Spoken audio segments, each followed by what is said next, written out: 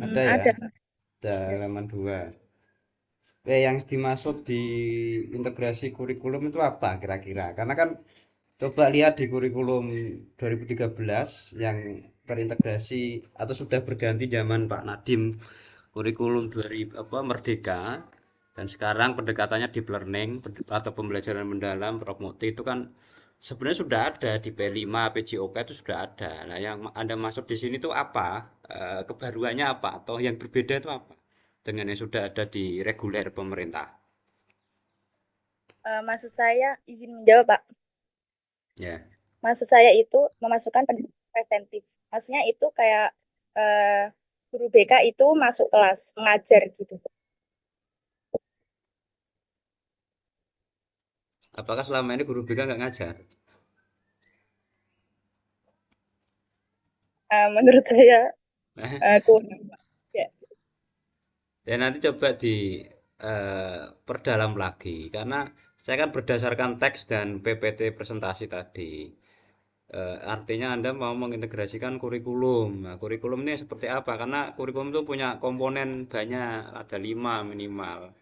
Dari tujuan, itu, materi, strategi, apalagi organisasinya, sampai ke asesmen penilaian. Nah, maksud di sini itu kurikulum secara komprehensif apa hanya guru BK masuk atau materi? Kalau materi kan saya kira sudah ada, tetapi nyatanya datanya tadi 2004, 2024 masih tinggi ya. Nah, kira-kira apa gitu loh yang jenengan maksud di sini itu?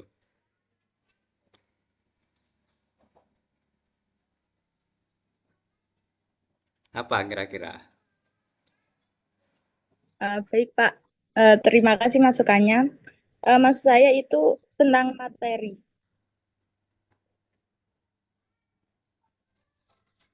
Berarti hanya materi ya? Dari sisi mungkin CP, TP-nya ya diperdalam gitu kira-kira.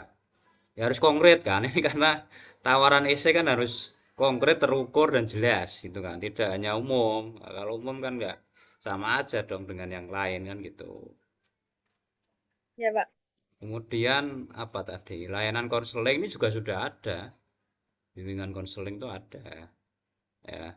Tapi buatlah program apa yang bisa aplikatif, yang acceptable, dari inklusif, bisa diterima semua jenis sekolah madrasah di Jawa Tengah, utamanya jenjang menengah ya, pendidikan dasar menengah gitu kan kira-kira. Eh, yang lain terkait dengan teknis, ini sudah eh, ya ini sudah esai ya, cuman referensi itu perlulah dicantumkan kan biar tidak terkesan hanya asumtif ya. Meskipun ini kan boleh menggunakan referensi ya harusnya diperjelas di setiap pendapat ataupun tidak hanya data ya tetapi pendapat ini mana tulisanmu, mana analisismu dan mana kutipan itu biar beda, tidak secara apa sporadis seperti ini. Kalau kalau sini kan saya tidak bisa membedakan mana ide Anda dengan mana di eh, ininya. Kemudian yang paling penting adalah keterlibatan praktisi mengajar ya. Di sini sudah ada BNN. Cuman kalau di Merdeka Belajar itu kan lebih penekanannya bagaimana pelaku yang sudah tobat ya atau eh, badan yang BNN dalam konteks ini ya, badan ataupun lembaga yang fokus di rehabilitasi. Kan ini pra toh. Ini kan lebih ke preventif kan. Pra ini sudah tahu ini loh buktinya. Misalnya kami di FKPT itu menghadirkan para ex napiter ya. Ini mungkin ex apa ya? Ex narapidana narkotika itu dihadirkan untuk memberikan perkuliahan atau pembelajaran di dalam program-program sekolah madrasah yang mengarah ke preventif. Nah, itu mungkin perlu ditekankan di situ. Ini belum muncul secara mendalam. Karena kalau hanya materi, teori, kurikulum itu sudah ada sejak dulu. Sejak zaman kurikulum CBSA itu sudah ada tentunya. Ya baik implisit maupun eksplisit di intra maupun ekstrakurikuler kan. Tetapi yang keterlibatan langsung para praktisi, orang yang pernah jatuh ke dunia hitam itu perlu dihadirkan untuk memberikan edukasi berbasis empiris itu malah lebih kesannya lebih mendalam dan ini based on practice ya, tidak hanya teoretis. Itu mungkin kalau saran saya bisa dimasukkan aja yang terkait dengan kurikulum ya. Karena saya menyoroti karena fokus saya di pendidikan ya. Jadi mungkin perlu diarahkan ke sana. Begitu saja kira-kira nanti diperdalam lagi. Oke, Ya, terima Kak. kasih Pak Hindu Laida. Selanjutnya Mbak Putri Bimbing, apakah ada pertanyaan? Oke, halo Mbak Hiliatun Nabilah ya. Oke, Ya, Kak. tadi Mbak Hiliatun kan menjelaskan terkait nafsa ya. Mbak tahu nggak sih jenis-jenis dari nafsa itu apa aja? Tadi kan narkotika, ya, psikotropika, dan zat aktif lainnya. Lah itu jenis-jenisnya apa saja sih? Yang mungkin sering atau pernah didengar.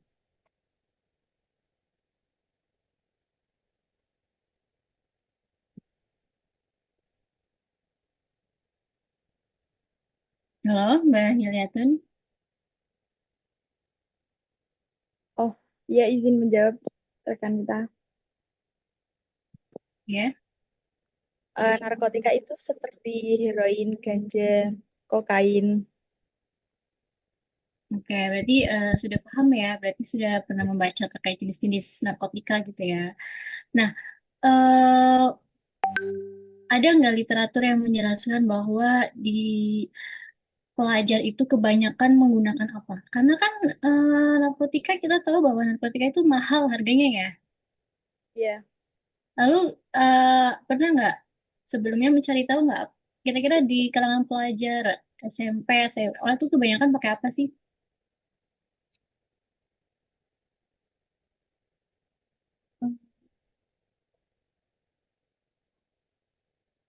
Eh, izin menjawab, untuk kebanyakan rata-rata pelajar itu menggunakan alkohol. Alkohol, bukannya alkohol itu mahal ya? Alkohol lem, lem, Berapa? lem. Oh, jadi semacam lem kayak gitu ya. Ya. Oke, oke. Ya, itu salah satu pintu masuknya pelajar terhadap nafsa ini sih. Salah satunya adalah tadi ngelem ya, karena yang bikin sampai kecanduan. Nah, tadi salah satu dari strateginya Kanita Hilya adalah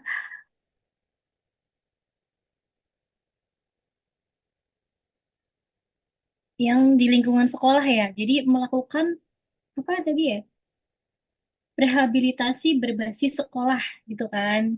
Nah, sedangkan faktanya banyak sekali sekolah yang nggak mau ambil pusing, nggak mau ambil ribet terkait nafsa ini. Jadi kalau ada nih ketahuan siswanya yang pengguna nafsa ya, itu biasanya langsung di DO. Jarang sekali, bahkan saya belum pernah mendengar bahwa ada yang namanya sekolah melakukan rehabilitasi. Rata-rata ya panggil orang tuanya, lu DO gitu.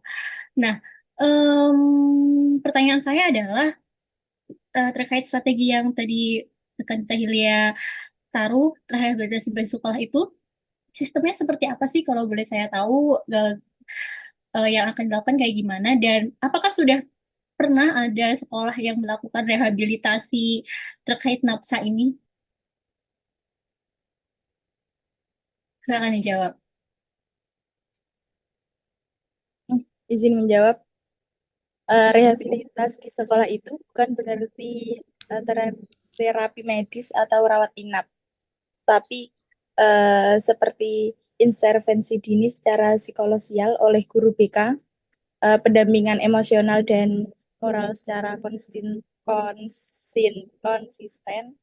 pemulihan perilaku dan kesadaran melalui program edukasi dan pembinaan, dan rujukan ke lembaga profesional jika sudah parah. Sudah ada belum sekolah yang melakukan itu? Uh, Biasanya sekolah itu bekerja sama dengan BNN. Jadi tujuannya ke pelaku yang sudah ke pelajar yang sudah menggunakan nafsa atau lebih ke preventif yang belum menggunakan nafsa kalau sekolah tuh? Untuk sekolah ini tuh ada sekolah alam yang di Jogja itu dia udah bekerja sama dengan BNN.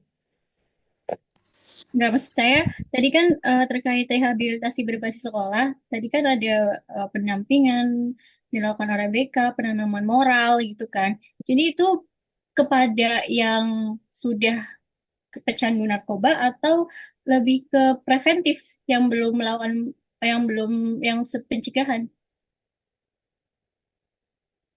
Ada dua-duanya.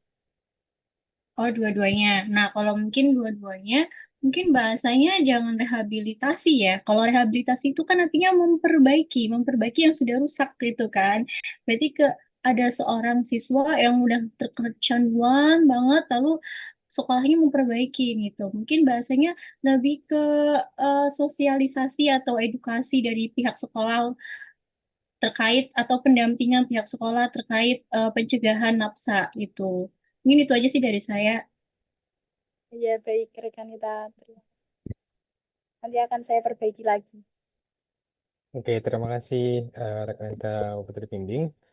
Oke, untuk Mbak Hilya, untuk bisa di stop screen ya. Kemudian untuk peserta berikutnya kita lanjut untuk Mbak Nana dari IPPNU Blora sudah hadir? Sudah, Kak. Sudah. Oke. Sudah siap ya? Siap. Oke. Oke, kalau sudah siap silakan untuk dimulai presentasinya, kemudian untuk share screen.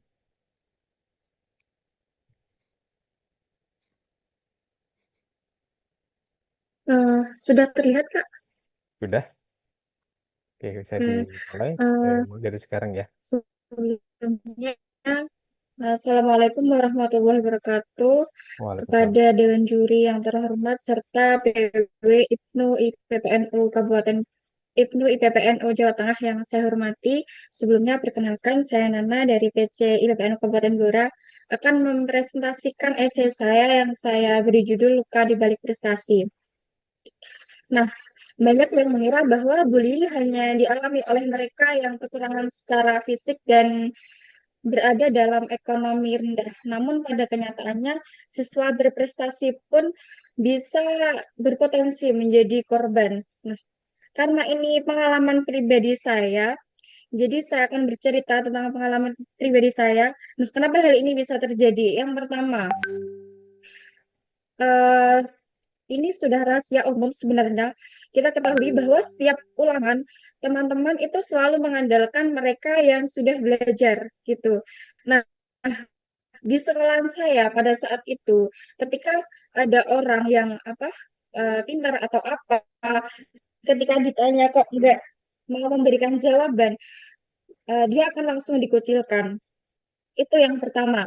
Kemudian yang kedua, karena berprestasi kemudian mendapatkan perhatian lebih dari guru. Dalam hal ini mungkin kecemburuan sosial itu tadi. Dan yang kemudian ketiga, karena saya aktif di organisasi, kenapa bisa aktif di organisasi justru terkena bullying gitu. Karena dalam hal ini, waktu saya di pesantren, banyak dari teman-teman itu yang apa nggak join di organisasi gitu. Di organisasi rata-rata dari mereka yang anak kampung gitu yang tidak di pesantren. Dalam hal ini hanya saya yang ikut di organisasi, kemudian saya sering dibully. Kemudian karena merasa tertekan, pernah pada saat itu di awal semester saya tidak masuk sampai alfa 7 kali hingga akhirnya menyerah. Kemudian dalam ujian berikutnya selalu membuat contek jawaban cadangan sebanyak 3 lembar yang saya berikan kepada satu di depan saya, satu di belakang saya, dan satu di samping saya untuk selanjutnya diteruskan kepada teman-teman yang lain. Kenapa saya buat seperti itu? Karena teman-teman kalau bertanya tidak hanya satu, dua, tiga, akan tetapi semuanya.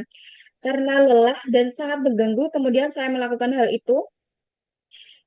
Dan di sisi lain saya juga pernah sampai ingin keluar dari pondok pesantren karena mengalami hal Oke. ini selama 6 tahun, dan kemudian dampak jangka panjangnya saya sampai berdoa seperti yang saya tulis di esai. Hingga ketika kuliah, saya sudah tidak tertarik lagi dengan dunia akademik, tidak tertarik lagi untuk belajar, kehilangan semangat belajar, dan semua prestasi saya pada akhirnya menurun. Pesan dan harapan saya berharap siswa tidak ada lagi siswa yang harus mengalami hal yang sama. Setiap orang berhak belajar dengan tenang tanpa tekanan sosial, dan mari menjadi pelajar yang saling mendukung. Jika ingin bertanya, mari lakukan saat sesi belajar, bukan saat ujian. Jika ingin berprestasi, mulailah dari usaha sendiri, bukan mengandalkan orang lain, dan dekatlah dengan mereka yang rajin dan cerdas, bukan untuk dimanfaatkan, akan tetapi untuk ikut tumbuh bersama. Dan saya juga berharap kepada Bapak Ibu guru di seluruh Indonesia agar dapat lebih peka terhadap kondisi murid-muridnya. Karena di balik prestasi dan senyumannya bisa jadi ada tekanan mereka yang disembunyikan. Karena hal ini juga jarang disorot oleh orang-orang, dan bahkan saya yakin Bapak Ibu guru, saya pribadi tidak tahu jika saya mengalami hal ini, dan sangat mengalami tekanan yang sedemikian beratnya selama 6 tahun. Belajar adalah hak semua orang, dan mendukung sesama adalah kewajiban kita sebagai pelajar dan manusia. Mungkin hanya itu yang bisa saya sampaikan, kurang lebihnya mohon maaf. Terima kasih. Oke, terima kasih Mbak Nana dari PPN Undora. Selanjutnya Dewan Juri, mungkin Pak Dr. Hamidullah Ida atau Mbak Putri Bimbing terlebih dahulu untuk bertanya.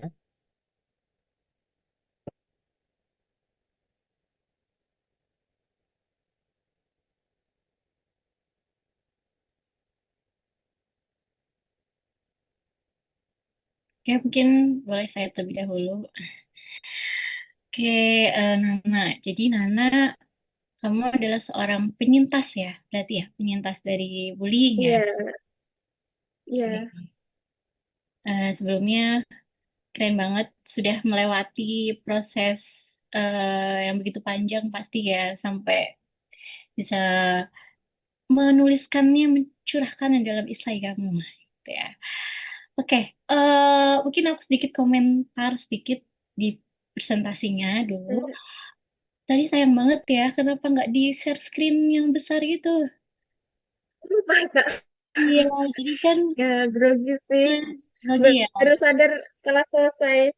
Ya kan, jadi kan kayak kanvanya kelihatan ya, gitu. Iya, Dan tulisannya kan nggak terlalu besar kelihatannya, gitu. Mungkin lain kali ya jangan lupa di share screen ya, iya. biar kita kita bisa melihatnya dengan jelas. Oke.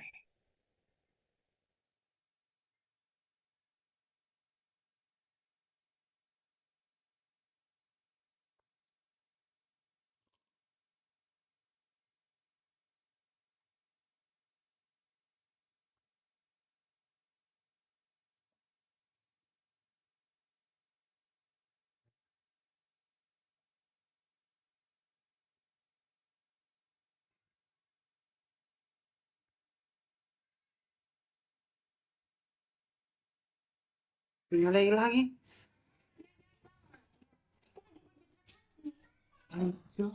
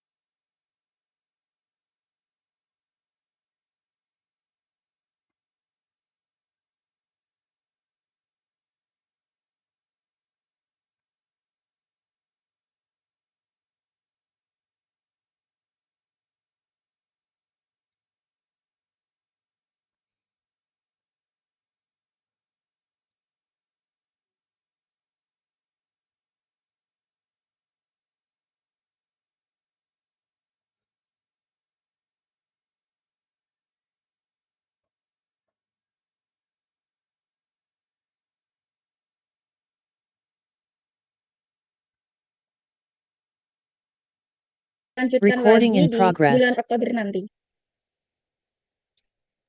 Oke, jadi strateginya adalah sosialisasi.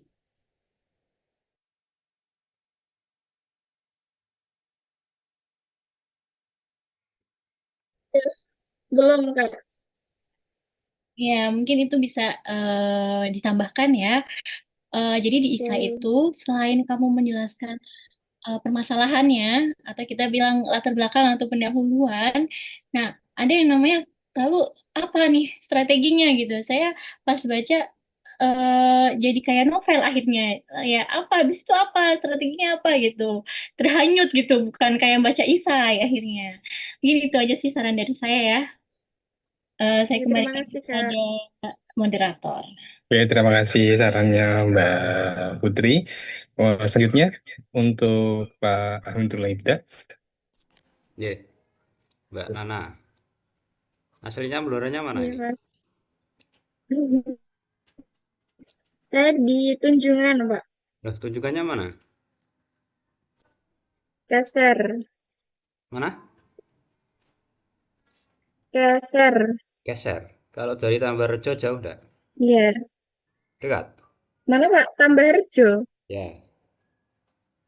Lumayan lumayan jauh sih Pak. Ya soalnya istri saya rumahnya situ. Jadi juga pernah hidup di Oh, Blora gitu loh maksudnya. Oke. Ya tadi oh sama iya, seperti iya. Mbak Putri ya. Ini esai bermacam-macam genre ya. Ada yang akademis ilmiah, ada yang berbasis metodologi, ada yang hanya literatur.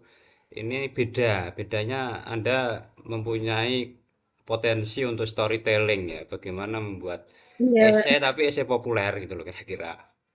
Tetapi ya perlu penajaman. Artinya ini kan berangkat dari personal experience ya, pengalaman pribadi. Mungkin namanya tidak perlu disebut inisial aja, nggak perlu nama pribadi. Itu pertama.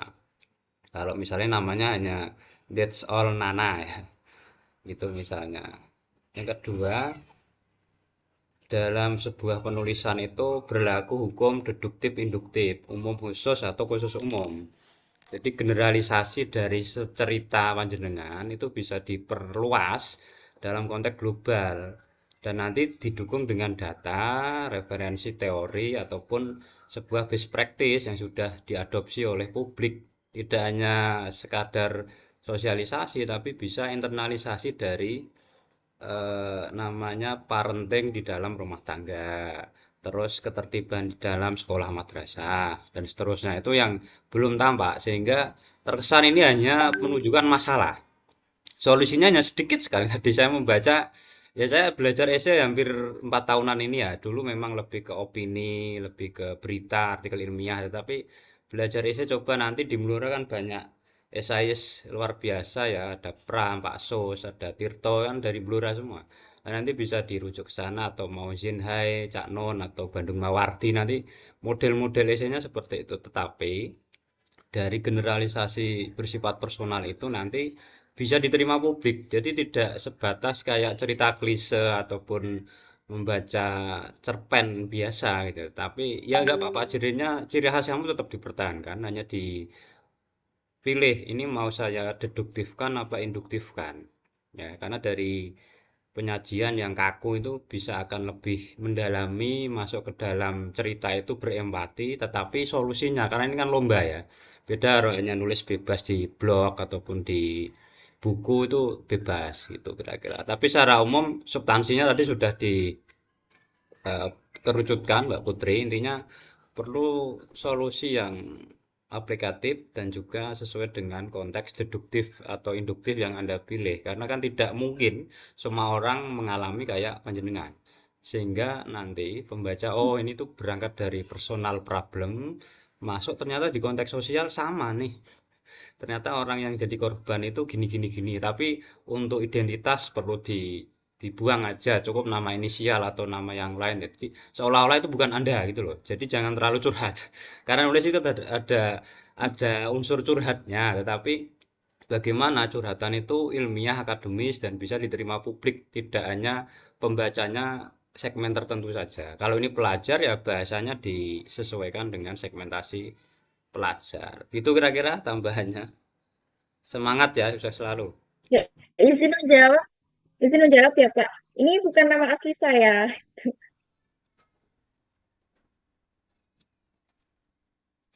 Nama asli saya bukan Nana. Jadi saya sengaja menyamarkan nama asli saya gitu. Nama pena. Ya nanti Iya, disesuaikan lah, karena ini lomba kok ya.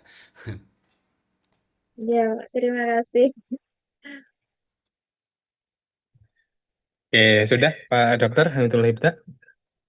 Udah cukup cukup. Sambungan G, terima kasih atas masukan. Mungkin nanti buat rekomendasi berikutnya, Mbak Nana bisa juga untuk dikoreksi tulisannya juga supaya nanti ketika sebelum terbit sudah ada yang terbaru, sudah ada revisian, sudah ada masukan-masukan dari Dewan Juri. Oke, kita lanjut untuk peserta berikutnya. Eh, Mas Muhammad Adhika Pratama dan tim ini dari MTS PB Rodotul Muktadiin Jepara. Sudah siap? Iya, saya sampun, Pak. Sudah, oke. Bertiga ya? Satu kelompok ya? Nggih. Oke, monggo di share screen terlebih dahulu.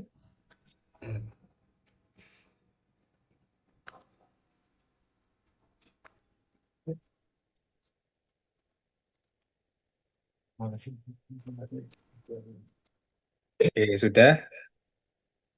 Oke, dimulai dari sudah siap?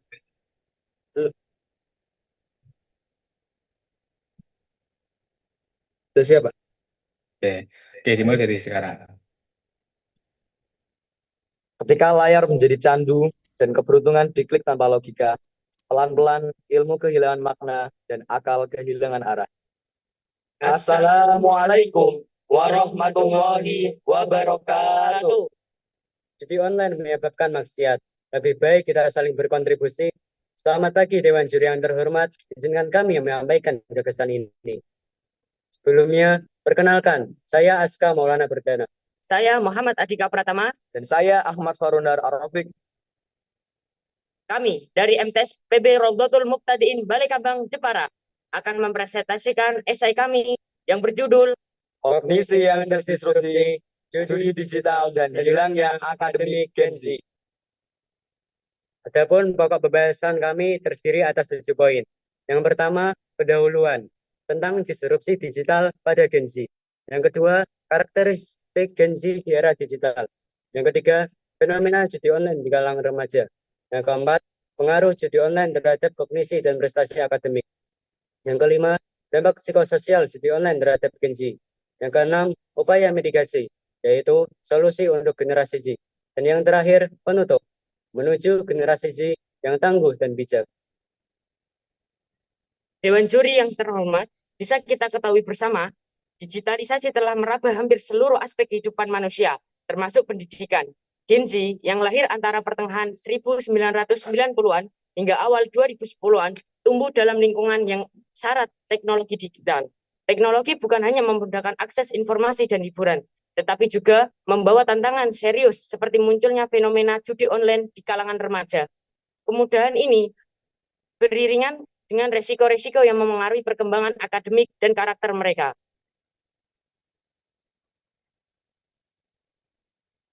Bagaimana berhubungan dengan karakteristik Gen Z di era digital? Mereka juga memiliki dinamika kehidupan digital. Di antaranya, rutinitas digital sehari-hari. Generasi Z terbiasa memperoleh informasi dengan cepat, melakukan interaksi sosial secara daring, dan menikmati hiburan secara instan. Teknologi telah menjadi bagian integral rutinitas mereka, mempengaruhi pola belajar dan cara berinteraksi. Berikutnya, dampak disrupsi pada pendidikan. Disrupsi digital mengubah cara siswa belajar, berkomunikasi, dan mengembangkan keterampilan. Pola belajar menjadi lebih instan, tetapi juga menyebabkan tantangan baru, khususnya perilaku adiktif terhadap teknologi seperti judi online. Berikut kami sampaikan terkait fenomena judi online di kalangan remaja yang meliputi ancaman bagi para Gen Z. Yang pertama, peningkatan kasus judi online. Data dalam penelitian Mahmud tahun 2024 menunjukkan sekitar 30% remaja di Indonesia terlibat dalam aktivitas perjudian online. Fenomena ini bukan sekadar masalah individu, tetapi mulai memengaruhi karakter dan struktur pendidikan secara luas. Yang kedua, risiko ketergantungan dan dampak negatif. Ketergantungan akan judi online membahayakan fokus belajar, menurunkan nilai akademik, serta meningkatkan risiko kecemasan dan depresi pada remaja. Adapun pengaruh judi online terhadap kognisi dan prestasi akademik Gen Z diantaranya, yang pertama, gangguan konsentrasi dan belajar. Judi online dapat menimbulkan distraksi, menyebabkan siswa sulit fokus dan gagal memahami materi pelajaran. Studi menunjukkan siswa yang berjudi memiliki nilai akademik lebih rendah dan kehilangan kontrol atas waktu serta sumber daya. Yang kedua, kasus nyata di lapangan. Penelitian Puspitasari menemukan siswa yang menghabiskan lebih dari 3 jam per hari berjudi mendapat nilai rata-rata 20% lebih rendah dibandingkan mereka yang tidak berjudi. Ketergantungan ini juga berdampak pada prioritas belajar dan prestasi jangka panjang. Judi online tidak hanya berpengaruh terhadap kognisi dan prestasi, tetapi juga memiliki dampak psikososial yang mengakibatkan adanya konsekuensi sosial dan moral. Yang pertama adalah masalah kesehatan mental. Remaja yang terjerat judi digital sering mengalami stres, kecemasan, bahkan depresi. Lingkaran serta kekalahan dan upaya mengembalikan kerugian memperburuk kondisi mental dan emosional. Yang kedua adalah isolasi sosial. Interaksi daring yang berlebihan mengurangi kontak tatap muka, merusak kemampuan membangun hubungan sosial dan jaringan dukungan yang sehat. Akibatnya, remaja menjadi lebih mudah terisolasi. Dan yang ketiga, nilai moral dan etika. Judi online dianggap tidak etis dan dapat merusak karakter. Minimnya etika digital menyebabkan integritas dan rasa tanggung jawab sosial generasi muda menurun. Segala hal yang memiliki pengaruh negatif harus segera kita atasi. Begitu pula dengan judi online. Adapun mitigasi yang dapat kita lakukan yaitu penguatan pendidikan literasi digital. Sekolah harus mengintegrasikan literasi digital dalam kurikulum, membatasi siswa dengan pemahaman bahaya judi online dan kemampuan mengambil keputusan bijak seputar teknologi. Berikutnya, peran orang tua dan komunikasi. Orang tua perlu membangun komunikasi terbuka tentang risiko judi online, memberikan edukasi nilai, serta membina kepercayaan agar anak mau berbagi pengalaman digitalnya. Upaya yang lain, kita bisa mengajak sekolah dan masyarakat untuk berkolaborasi melalui program positif seperti olahraga, seni, serta pengembangan diri dapat menjadi alternatif bagi remaja untuk membangun minat yang sehat dan mencegah ketergantungan dalam judi online. Berdasarkan paparan-paparan tersebut, menyadarkan kita bahwa disrupsi digital telah nyata membawa tantangan besar, khususnya melalui maraknya judi online yang mengancam fokus akademik dan kesehatan psikososial Gen Z. Upaya mitigasi harus bersifat menyeluruh, melibatkan pendidikan literasi digital, pengawasan orang tua, dan dukungan komunitas. Dengan kolaborasi semua pihak, generasi Z dapat diarahkan untuk tumbuh menjadi individu yang bertanggung jawab, tangguh, dan bijak menghadapi tantangan di era digital. Mari bersama-sama kita menjaga orang terdekat kita agar terhindar dari judi online demi kehidupan yang lebih baik. Sekian dari kami, mohon maaf jika ada yang kesalahan. Terima kasih atas perhatiannya. Wallahul muwaffiq ila aqwamit thoriq. Wassalamualaikum warahmatullahi wabarakatuh. Waalaikumsalam warahmatullahi wabarakatuh. Oke, terima kasih Mas Andika Pratama dan tim. Oke, selanjutnya Dewan Juri mungkin ada pertanyaan Pak Ibda atau Mbak Putri. Ya, Dipersilakan. Ini termohon. pelajar-pelajar MTS dari PB Rodotul Mubtadiin Jepara. Simpel-simpel aja pertanyaan saya. Maksud kognisi di sini tuh apa sih sebenarnya? Pengetahuan, izin menjawab pengetahuan, Pak. Pengetahuan apa maksudnya?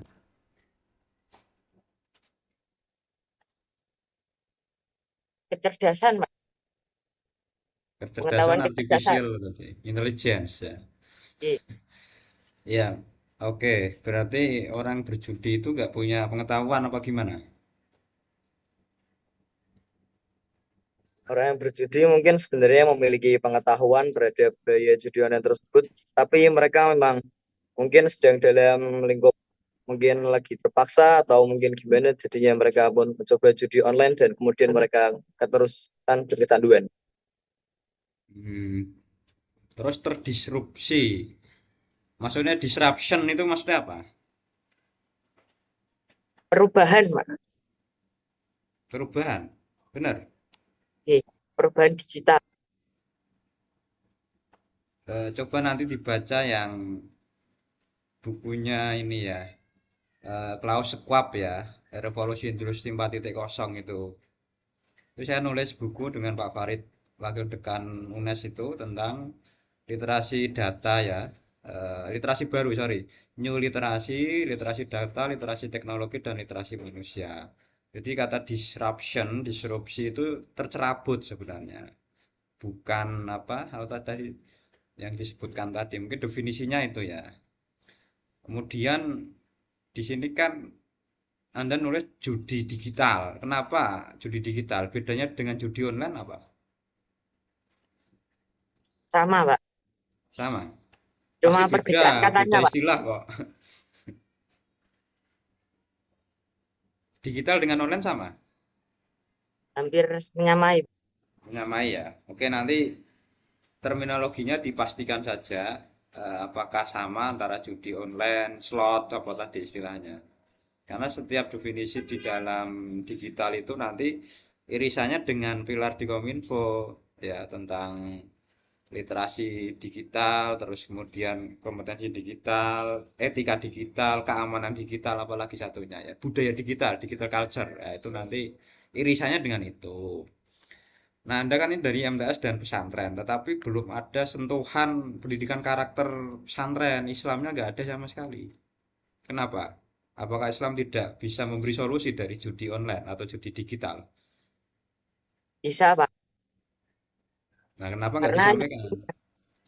mungkin karena anunya ini bersifat umum, Pak. Kalifor esainya ini umum, Pak. Makanya kita tidak mencantumkannya. Nah, justru essay itu harus spesifik. Jangan kayak tadi, ya nyuwun sewu tadi ya nanti karena ini baru essay lah.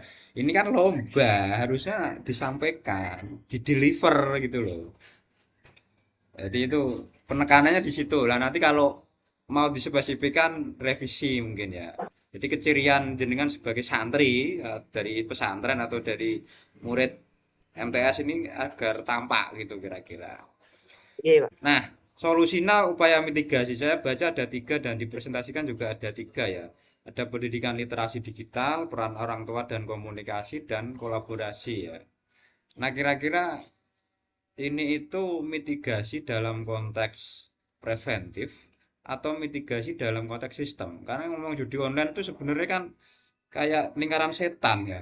Sistemnya itu bisa diblokir oleh Kominfo karena setiap minggu saya bertemu kepala dinas Kominfo. Nah, ini kira-kira apa yang Anda maksud mitigasi dan edukasi? Karena hampir sama dengan yang lain tadi ya sosialisasi, edukasi kayak gitu. Kira-kira tawaran apa sehingga makna yang jenengan sampaikan tiga aspek ini berbeda? Kira-kira apa? Mitigasi dan edukasi apakah sama apa beda gitu loh.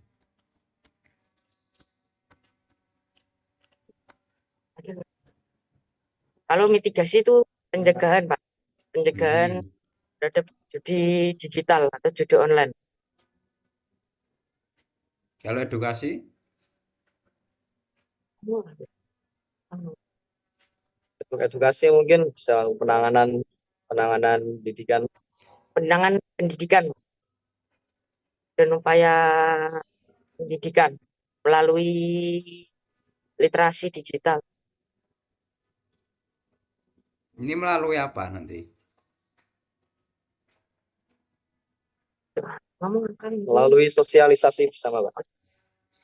Maksud saya, ini kan harus konkret gitu loh. Solusi itu harus konkret, berdampak. Kalau di kementerian sekarang itu nggak boleh hanya ada kebaruan, tapi diminta untuk berdampak. Dampak realistis terhadap the real of life itu apa gitu loh. Tidak hanya kebaruan saja yang dituntut sekarang, tapi dampaknya apa. Ya mungkin itu nanti perlu diperdalam lagi ya. Ini sudah bagus, tinggal link and match dengan di sekolah madrasah ini apa gitu kira-kira. Saya kira begitu untuk memperdalam saja.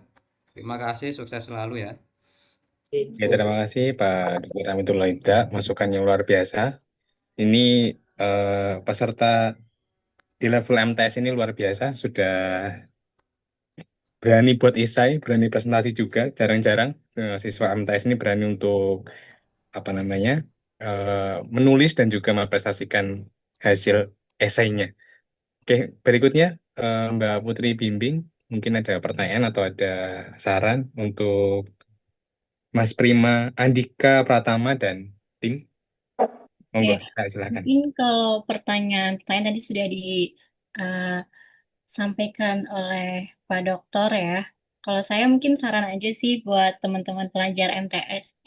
Nah, judul kalian kan judi digital, tapi deskripsi ke bawahnya nih ya, isinya judi online. Nah, kalau bisa jangan dan ketika tadi ditanya sama beliau kan, kalian bilang bahwa judi digital sama dengan judi online gitu kan.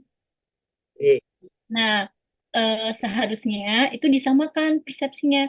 Kalian manusia juga judi digital kah atau judi online kah gitu. Jangan ada dua istilah yang berbeda tapi sebenarnya maknanya sama gitu. Gitu, itu saran saya. Dan tadi em, ini mungkin pelajaran juga buat teman-teman ke depan nanti ketika sudah naik level ya dalam pembuatan esainya, tapi ini udah bagus. Setingkat MTS ini udah bagus banget sih menurut saya ya. Mungkin ke depan ketika kalian membuat esai adalah untuk strategi fokus satu tapi yang mungkin ikonik gitu. Misalnya nih, contoh ya, strateginya adalah kita akan membuat kampanye anti judul dengan judul K judul, kampanye anti judul gitu. Itu contoh strategi yang ikonik, ada namanya Kak Judul, kampanye anti judul. Di kampanye nanti baru kalian jelasin di paragrafnya kampanyenya ini adalah dengan cara begini begini begini akan dilakukan seperti ini gitu. Nah, kalau misalnya di esai kalian itu cuma jelasin yang pertama adalah orang tuanya begini, yang kedua sekolahnya begini, yang ketiga begini. Nah, itu em, dalam strategi ISA itu menurut saya masih kurang gitu kan.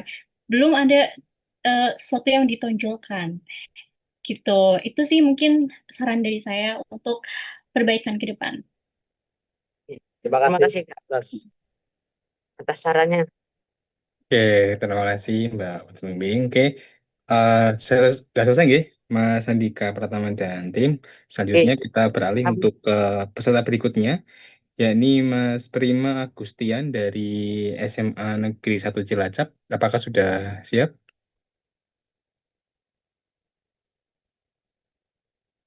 Sebentar Kak, saya presentasinya agak terganggu sebentar.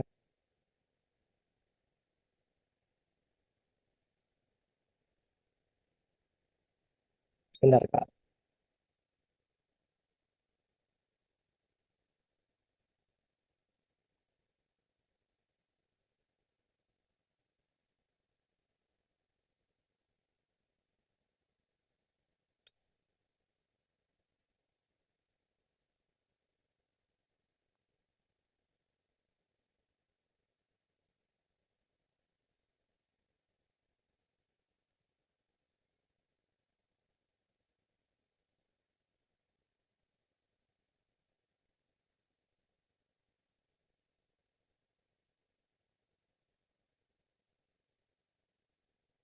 Belum siap. Gimana, Mas Prima? Karena saya menggunakan HP jadi agak terkendala di ini Kak. Sebentar saya menggunakan Canva saja. Dilewati dulu enggak apa-apa nanti setelah Eh, siap. sudah Kak, sudah. Sebentar.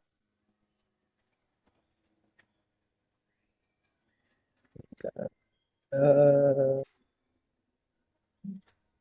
oke.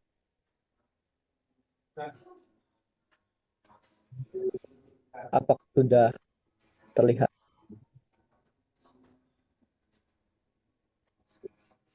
Baik. Apakah sudah terlihat Kak? Oke, sudah. Baik. Assalamualaikum warahmatullahi wabarakatuh. Salam sejahtera untuk kita semua. Dewan juri yang terhormat, izinkan saya untuk menyampaikan gagasan saya yang sederhana ini. Saya buka dengan sebuah pertanyaan, yaitu, pernahkah kita membayangkan seorang anak pulang dari sekolah dengan jiwa yang remuk? Hari ini, saya berdiri sebagai saksi atas masalah bullying yang terlalu lama diabaikan. Perkenalkan, nama saya Prima Agustian Nugraha dan inilah gagasan saya, Chef Jateng, menyalakan karakter, memadamkan bullying. Bullying bukan hanya masalah perilaku, tapi cermin kegagalan kita mendidik karakter. Di balik prestasi akademik dan semangat belajar, bullying telah menjadi bayang-bayang gelap yang menghancurkan masa depan pelajar di Jawa Tengah. Yang mengerikan, banyak yang menganggap bullying sebagai masalah biasa. Budaya diam, budaya membenarkan kekerasan, telah merampas rasa aman. Kita tidak bisa membiarkan ini terus terjadi. Dari data yang saya kutip dari JPPI tahun 2024, terdapat 45 kasus kekerasan pelajar di Jawa Tengah. Dan beberapa tahun belakangan ada salah satu kasus bullying yang sempat viral di Indonesia yang terjadi di daerah Jawa Tengah juga, tepatnya di daerah Cimanggu, Kabupaten Cilacap, Jawa Tengah. Lalu, mengapa budaya bullying ini begitu masif? Yang pertama adalah budaya kekerasan yang masih dianggap sebagai candaan. Yang kedua, sistem pelaporan yang tidak aman. Yang ketiga, penanganan yang hanya menghukum tanpa memulihkan. Yang keempat, kurangnya keterlibatan guru dan juga orang tua. Lalu, bagaimana kita memutus rantai kekerasan ini? Jawabannya adalah pendidikan karakter.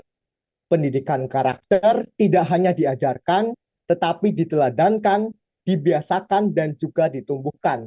Bullying terjadi karena krisis karakter, yaitu hilangnya rasa empati, rendahnya keberanian moral, dan budaya diam yang dibiarkan. Ketua, pesan dong. SWA dong. Pendidikan karakter tumbuh dari keteladanan di rumah, kebiasaan sosial positif, nilai agama yang melatih pengandalian diri. Pendidikan karakter adalah kunci dalam membentuk sebuah kepribadian. Apabila pendidikan karakter berhasil ditanamkan, maka tidak hanya kasus bullying saja yang dapat teratasi. Kasus seperti kekerasan seksual, pergaulan bebas, kenakalan remaja, judi online, dan penyalahgunaan narkoba dapat dicegah sejak dini. Di sini saya hadir untuk menawarkan program Chef Jateng, Student Against Fear and Exclusion. Sebuah gerakan yang lahir dari dan untuk pelajar di Jawa Tengah yang membawa suatu misi, yaitu menjadikan sekolah sebagai ruang aman, rukun, dan penuh empati. Chef Jateng bukan hanya soal kampanye bullying, tetapi adalah suatu ekosistem yang hidup dan menghidupkan nilai positif dalam kehidupan sehari-hari. Nah, bagaimana sih Chef Jateng ini dapat mewujudkan pendidikan karakter? Di sini saya memiliki 3 gagasan. Yang pertama, melalui media sosial yang edukatif. Kenapa melalui media sosial? Karena kebanyakan pelajar di Jawa Tengah sekarang aktif dalam bermedia sosial dan juga konten visual lebih cepat ditangkap dan ditiru. Lalu, media sosial ini berisi apa saja? Media sosial ini bisa berisi video pendek tentang bullying dan cara mengatasinya, bisa sebagai cerita animasi, dan juga bisa kita tampilkan seperti berita atau infografis yang mengenai tentang bullying. Platformnya bisa apa saja, bisa Instagram, bisa Facebook, bisa TikTok, dan juga YouTube. Yang kedua, yaitu aktivitas sosial sekolah. Kenapa kita perlu aktivitas sosial yang nyata? Karena nilai karakter itu tumbuh lewat pengalaman kita secara langsung. Contohnya bisa seperti kelas inspirasi anti-bully, diskusi pengalaman yang nyata, simulasi sosial, pelatihan empati dan keberanian menolak bullying, dan juga pojok aman, yaitu ruang aman konseling dan reflektif karakter. Nah, yang ketiga adalah ekosistem yang terintegrasi. Pendidikan karakter bisa berhasil apabila ini menjadi budaya bersama. Terdapat 3 pilar yang penting, yaitu berbasis pelajar yang digerakkan oleh sesama siswa dan juga alumni. Yang kedua, berbasis komunitas, melibatkan guru, orang tua, dan tokoh lokal. Yang ketiga, ada berbasis nilai lokal. Di Jawa Tengah sendiri ada budaya seperti Tepo Seliro, gotong royong, dan juga rukun, dan lain-lain. Dengan ekosistem ini, program tidak hanya berhenti di satu kegiatan, tetapi menjadi budaya yang kolektif. Karena saya percaya perubahan hanya bisa terjadi apabila seluruh komunitas bisa bergerak bersama. Lalu dampak apa yang diharapkan setelah program Save Jateng ini dilaksanakan? Yang pertama adanya budaya empati dan tanggung jawab sosial yang tumbuh di kalangan pelajar. Yang kedua, penurunan kasus bullying. Yang ketiga, sekolah sebagai ruang aman dan karakter positif. Yang keempat, meningkatnya kapasitas guru dan orang tua dalam membina karakter. Kita masuk di kesimpulan. Bullying bukan hanya masalah perilaku, tetapi tanda krisis karakter yang terjadi di lingkungan sekolah kita yang berada di Jawa Tengah. Save Jateng hadir sebagai ekosistem pendidikan karakter yang hidup dan kolaboratif dengan pendekatan media sosial edukatif, aktivitas sosial, dan keterlibatan komunitas. Yang diharapkan program ini bisa menciptakan budaya empati, keberanian moral, dan juga rasa saling menghargai di setiap sekolah Jawa Tengah. Saya mempunyai tekad untuk menghapuskan luka-luka yang tak terlihat di sekolah di Jawa Tengah. Dan Save Jateng adalah ikhtiar saya dalam menyalakan lentera karakter dan mengembalikan sekolah sebagai tempat belajar dan tumbuh. Mari kita bersama-sama jadikan pendidikan karakter sebagai budaya yang hidup, budaya yang bukan hanya memadamkan bullying, tetapi juga berbagai krisis moral yang mengintai generasi muda sekarang. Dewan juri yang terhormat, izinkan saya menutup dengan sebuah pantun. Burung merpati hinggap di tangan, lalu terbang ke dahan cemara. Pendidikan karakter jadi pegangan, sekolah aman, damai bersama. Berikut yang bisa saya sampaikan. Wassalamualaikum warahmatullahi wabarakatuh. Waalaikumsalam warahmatullahi wabarakatuh. Oke, terima kasih Mas Prima Gustian Nugraha. Oke, pas 7 menit. Oke, dari Dewan Juri, Dr. Hamdul Laida atau Mbak Putri Pimping, saya persilahkan untuk menanyakan kepada peserta. Ye. Ini saya tanya yang pertama, Save Jateng ini apa atau janjane Mas? Lebih ke program untuk mengatasi bullying, Pak, yang berbasis dengan pendidikan karakter. Program apa platform edukatif? Sebuah program, tapi dilaksanakannya dengan berbasis platform digital seperti itu. Nah, itu mungkin perlu dipertegas ya, karena platformnya ini aplikasi apa program? Saya masih bingung malah. Jadi seperti ini, Pak. Di dalam program Save Jateng ini, nantinya kita menggunakan sosial media sebagai bentuk kampanyenya. Jadi menggunakan platform sosial media ini untuk mengampanyakan anti bullying seperti itu, Pak. Yang tadi seperti konten video pendek, infografis dan lain-lain, Pak. Oke, jadi itu ya klarifikasinya ya. Mungkin yang pertama terkait dengan bullying ya atau bullying. Ini perlu dipertegas saja sih, mau bullying apa perundungan ya, atau bahasa nek zaman saya kecil ya wadonan gitu ya. Nah, karena istilah ini tentu akan angel gitu loh ketika mau di Indonesia kan sudah perundungan kan gitu ya. Kemudian dari sisi penulisan, pendahuluan misalnya, itu kalimatnya itu sebenarnya belum utuh ya. Artinya kalau bisa satu paragraf ya minimal 7 baris lah, 6 baris itu loh. Jangan tiga baris, itu pun subjek, predikat, objek, keterangan dan seterusnya, nanti pembentukan kalimat, kata, istilah perlu di ini lagi biar keterbacaannya enak gitu. Jenengan ini murni dari sumber relevan apa menggunakan bantuan tools? Saya begini, Pak. Saya sebelumnya di kelas 10 itu ada program P5. Saya mendapat temanya itu bullying gitu, Pak. Jadi saya bersama teman-teman pada saat itu kita melakukan research dengan berbagai sumber yang kita satukan. Kebetulan ini juga saya mengambil isai ini juga dari yang pernah saya buat sebelumnya. Oke, di bagian Mana tadi? Bagian permasalahan itu jenengan menyimpulkan atau menulis tidak ada sistem pelaporan aman. Korban sering takut melapor karena khawatir dibalas. Ini ada dasarnya enggak atau dari hasil apa? Karena kalau coba googling aja banyak yang menggunakan sistem pelaporan berupa aplikasi maupun yang berbasis website ya. SMP Negeri Tayo ini tempat dekat saya ini ada aplikasi Sabigo. Spensata anti bullying community ya. Anda kok bilang tidak ada, ini kan fitnah namanya ya. SMKN 2 Magelang ini ada Pagar Sakti. Kemudian ada si Bagus ya, si Bagul, sorry. Ini si Bagus anti bullying, ini SDN Blulo. Teman saya yang di SD mana?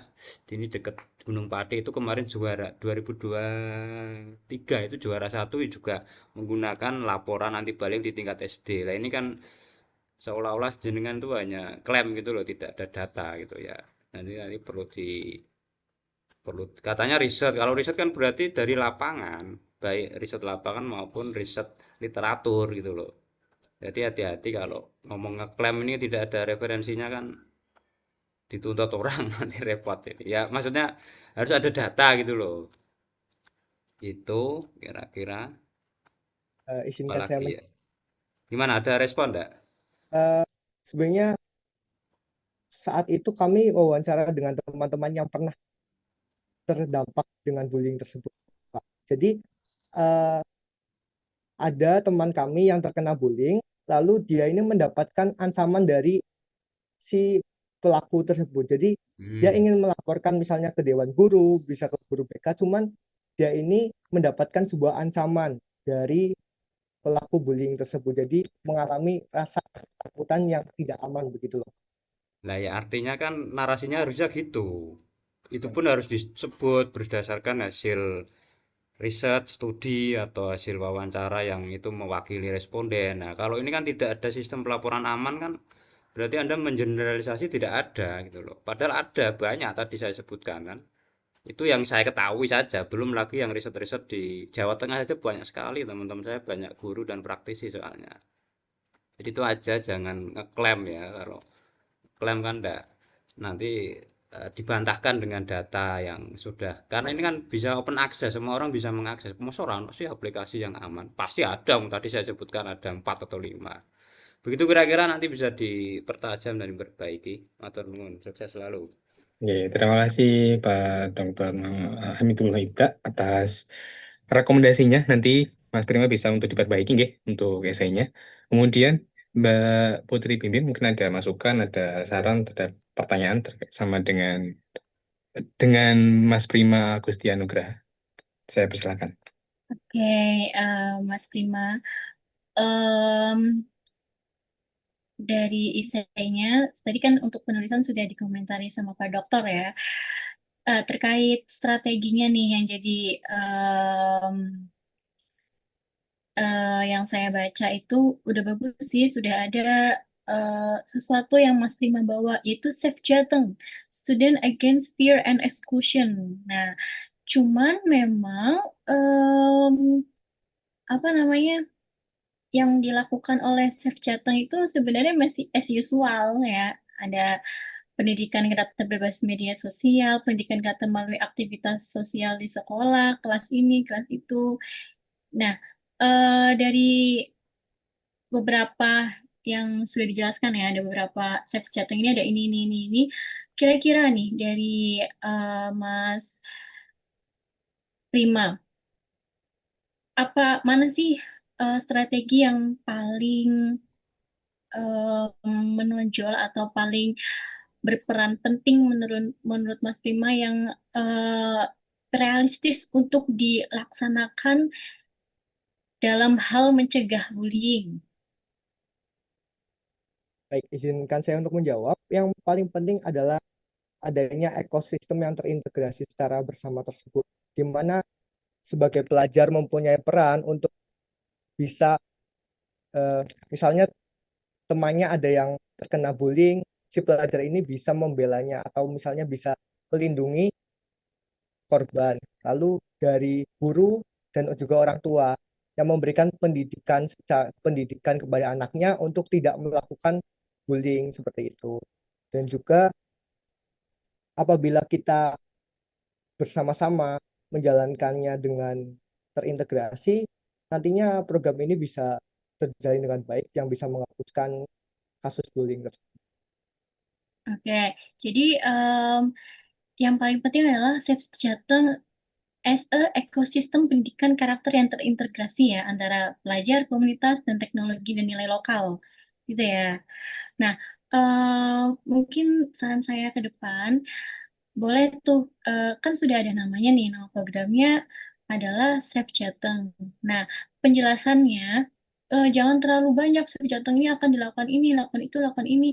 Ambil aja satu yang, apa namanya, yang sekiranya memang sesuai dan realistis. Namanya strategi kan harus realistis ya, bisa dilaksanakan dan memang unik gitu, gitu. Jadi nggak usah terlalu banyak ada kelas inilah, kelas itu, simbol sosial, pojok aman. Nah, ambil saja satu itu. Itu sih mungkin menurut saya, saran dari saya. Lalu untuk penulisan mungkin ada tambahan sedikit. Kalau di univ saya ya, nggak boleh ada pakainya bulat-bulat gitu. Apa namanya? Poin bulat-bulat. Kalau bisa itu pakainya A, B, C atau pakai angka 1, 2, 3, 4, 5, 6. Nggak boleh pakai bulat atau kotak gitu. Itu kalau di univ saya mungkin boleh jadi masukan untuk penulisan esai yang rapi ke depan. Gitu ya. Terima kasih.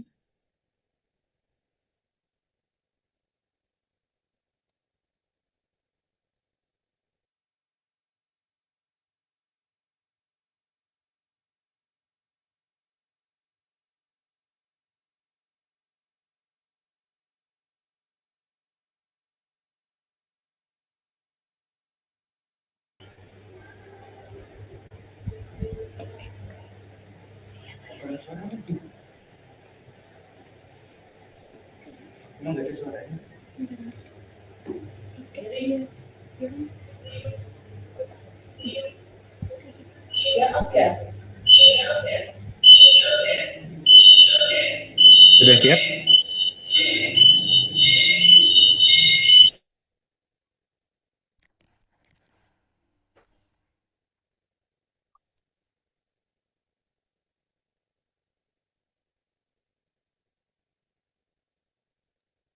Mbak Hasna, sudah bisa dimulai?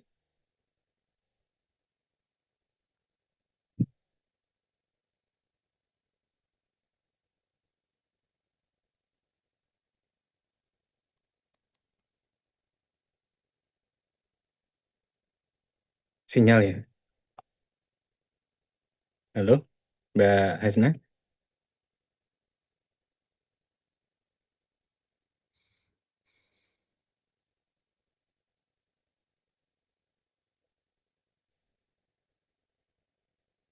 Sebentar, Pak. Ini ada masalah trouble sebentar. Oke. Iya.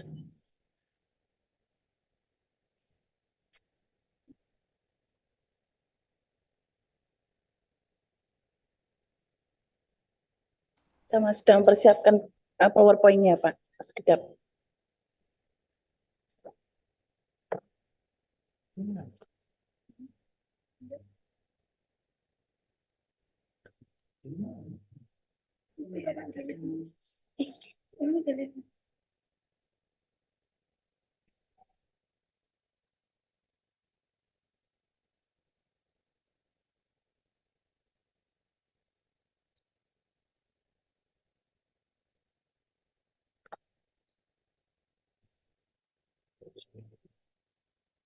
Itu enggak ini tadi hilang. Itu kita.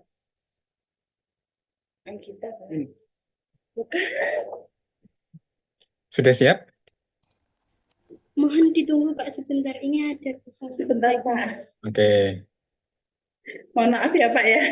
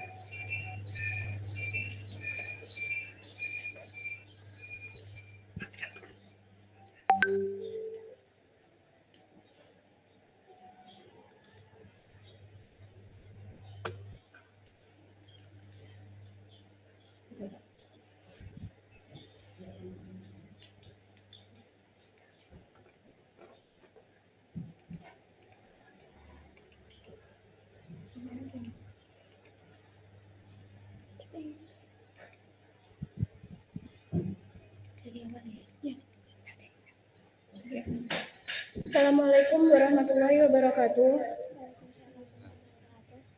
Dewan juri yang terhormat dan para peserta finalis lomba esai, saya Maulida dan dua rekan saya. Saya Hesna. Saya Najwa. Izinkan saya untuk mempresentasikan tentang esai saya Genderang Perang yang berjudul Genderang Perang untuk Narkoba. Jadi, apa itu narkoba?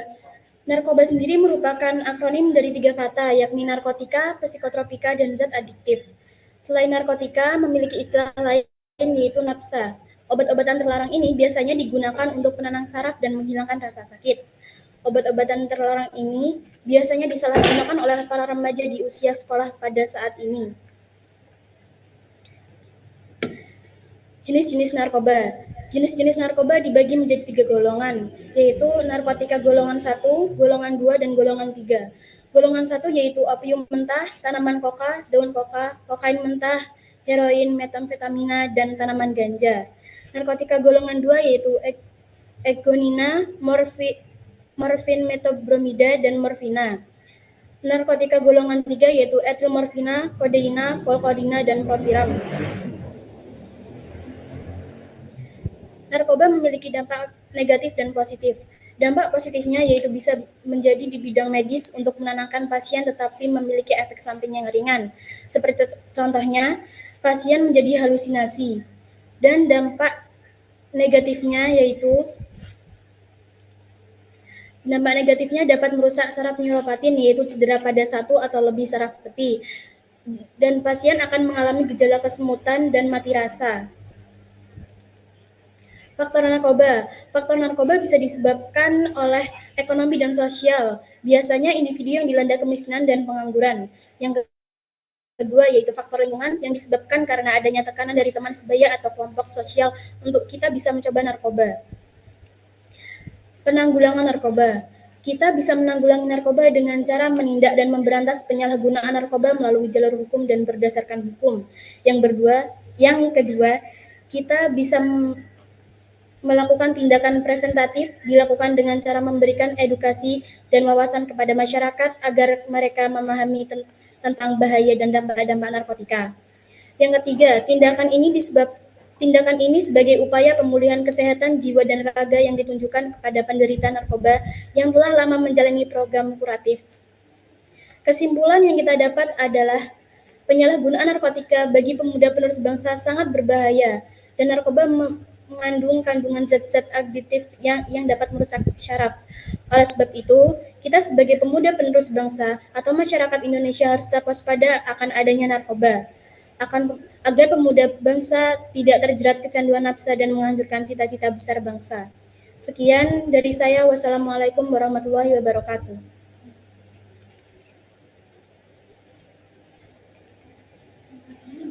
Waalaikumsalam warahmatullahi wabarakatuh. Ini tadi agak terkendala mungkin ya untuk slide-nya, jadi tidak bisa berjalan. Tidak masalah, tidak apa-apa. Dewan juri, Pak Dr. Hamidullah Hibda dan Mbak Putri Bimbing, mungkin ada yang mau ditanyakan. Untuk Mbak Hasna Aufa dan tim dari SMP Plus Insan Gemilang Blora. Ya, pertama, bluranya ini mana? Mana aja bluranya ini? Bluranya Mangsen, Pak. Mangsen. Iya.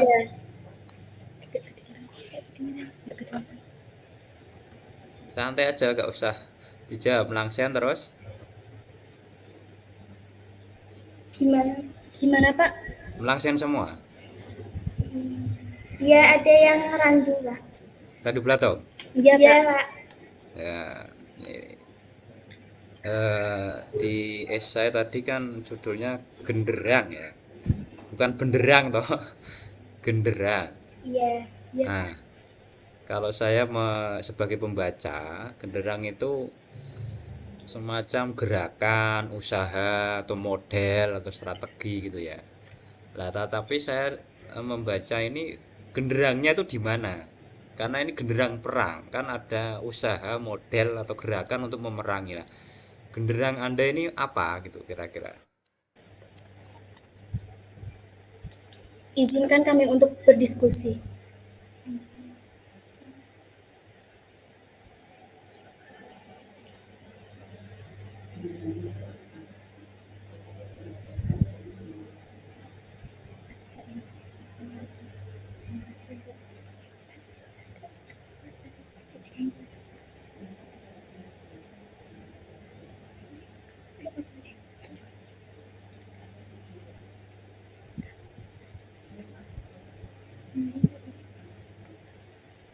Ya, saya izin menjawab, Pak.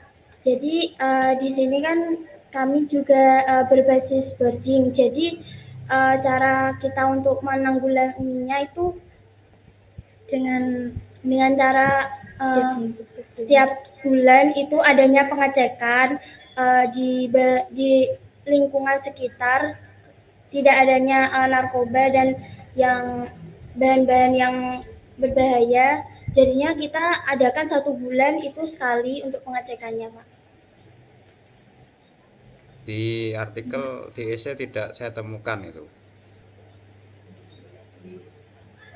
Di artikel tidak saya tidak. Coba di halaman mana? Kalau belum ada berarti nanti perlu disampaikan itu ya. Karena itu yang kesan orang membaca judul ini kan genderang perang, berarti kan ada tadi gerakan, usaha, model, strategi ya.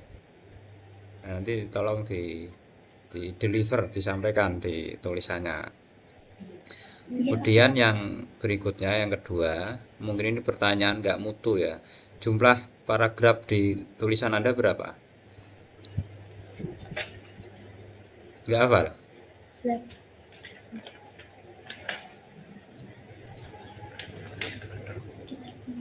Sekitar 9 paragraf, Pak. Bukan sekitar, panjang 9 udah saya hitung kok. Jangan sekitar, kalau sekitar kan sekitar berapa? 9 gitu kok. Ya, 9. Ah, dari 9 paragraf yang saya baca tadi dan kemarin ya, itu memang lebih banyak ke penjelasan what is narkoba, macam narkoba, faktor pengaruh, dampak negatif, positif gitu loh.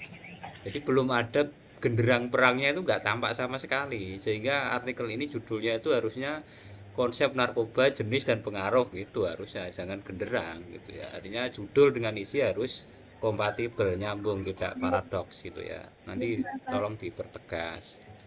Kemudian yang perlu hati-hati ya dalam penyampaian, di situ ada dampak positif. Oke, saya sedikit banyak juga sinau ya tentang bagaimana narkose penderita skizo itu memanfaatkan salah satunya obat untuk penenang itu ya. Tetapi perlu hati-hati dalam penyampaian dampak positif narkoba, karena ini hanya dalam dunia medis. Kalau di dunia sosial humaniora mungkin malah di persepsi atau dipahami berbeda. Maka redaksinya mungkin yang tepat adalah penyalahgunaan. Artinya kan kita butuh nek wong Jawa itu pati rasa ya, mau operasi, mau kalau perempuan mau melahirkan sesar mungkin ya. Itu ada pati rasa, itu memang menggunakan narkoba, termasuk luka-luka yang cepat sembuh itu pakai bantuan narkoba. Lah tetapi dalam konteks ini narkoba dalam konteks sosial, kenakalan, kejahatan, pidana, atau dalam konteks medis. Jadi kata dampak positif ini sensitif menurut saya. Jadi perlu dikemas dengan bahasa yang pas gitu ya, jangan sampai kurang tepat. Kemudian dari sisi penulisan ya, kata yang, dan itu mungkin tidak tepat atau tidak lazim di dalam awal kalimat ya. Yang kedua ya, cukup kedua gitu aja, nggak perlu yang kedua. Dan itu kan nggak lazim juga di awal kalimat ya, itu dibenahi. Kemudian biasanya itu akronim dulu ya, HIV itu apa kepanjangan dalam kurung, AIDS itu apa kepanjangan dalam kurung AIDS itu ya. Tetapi ada yang ini sporadis ya, atau meloncat-loncat, sudah ada HIV di atas tapi penjelasan HIV baru di bawah ya. Itu ada di paragraf halaman 2 itu ya, human apa itu, imun defisiensi virus misalnya, harusnya kan itu dulu di awal karena ngomong konsep HIV gitu kan. Kemudian apalagi ini ya, terkait dengan ini cara penulisan daftar pustaka juga perlu dibenahi. Referensinya ini hanya 2, itu pun tahun 2010-2011. Umur berapa saat itu? 2010 2011 umur berapa? Belum lahir. Belum lahir. Nah, Belum itu kan lahir, Pak. Ada sudah yang lama, dan berita online masa penulisan daftar pustakanya begini. Nah, nanti tolong hindari referensi yang bahasa saya itu trivial ya, referensi kualitas rendah, tetapi dari artikel hasil penelitian di Google Scholar tuh banyak, mau di Science Direct juga ada, di Publish or Perish aplikasi itu malah ribuan di situ ya. Jadi jangan hanya nyari di Google, apalagi nyarinya di Gemini, ChatGPT, itu kurang terverifikasi. Gitu aja, bisa selalu ya. Ini sudah Iya, luar Pak. biasa, tinggal melanjutkan nanti.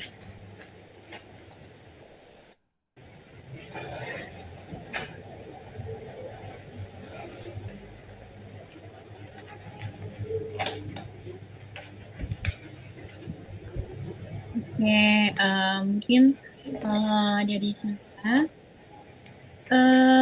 saya setuju ya sama Pak Dokter tadi ya, belum ada strateginya ya teman-teman. Nggak ada, saya baca di situ. Jadi intinya kalian mau melakukan apa gitu kan, belum ada dijelasin di sini gitu. Nah, itu penting banget. Jadi ketika kalian membuat isai ya, namanya isai, isai itu intinya adalah ada masalah, ada strategi gitu. Jadi kalian tuh bukan hanya menjelaskan masalah-masalahnya aja, tapi kalian harus membuat gebrakan, sesuatu strategi atau gebrakan yang akan kalian, yang gagasan yang kalian inginkan untuk mencegah atau menghadapi si masalah tersebut. Ya, dalam hal ini adalah si narkoba ini gitu. Itu ya. Itu mungkin masukan dari saya. Lebihnya untuk setingkat SMP ya. Buat saya ini udah lumayan cukup bagus untuk setingkat SMP.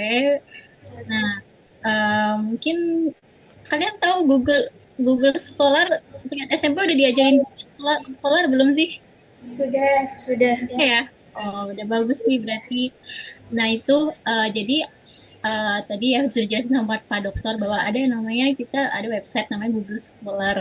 Google Scholar itu isinya beberapa jurnal-jurnal yang bisa diakses gratis. Nah, biasanya dalam kita membuat esai, kita bisa mengutip beberapa jurnal-jurnal dari situ tuh. Nah, nanti yang dikutip itu kalau misalnya mau ambil jurnal-jurnal yang maksimal 5 tahun ke belakang gitu. Jangan yang terlalu lama, yang tahun 2011 itu, bahkan kalian aja belum lahir kan. Gitu kan. Karena kenapa sih kita harus ngambil yang terbaru? Karena namanya ilmu pengetahuan itu selalu update gitu. Bisa saja data yang kalian masukkan di tahun 2011 ini sudah tidak relevan lagi di tahun 2025 ini gitu. Itu sih alasannya. Gitu ya.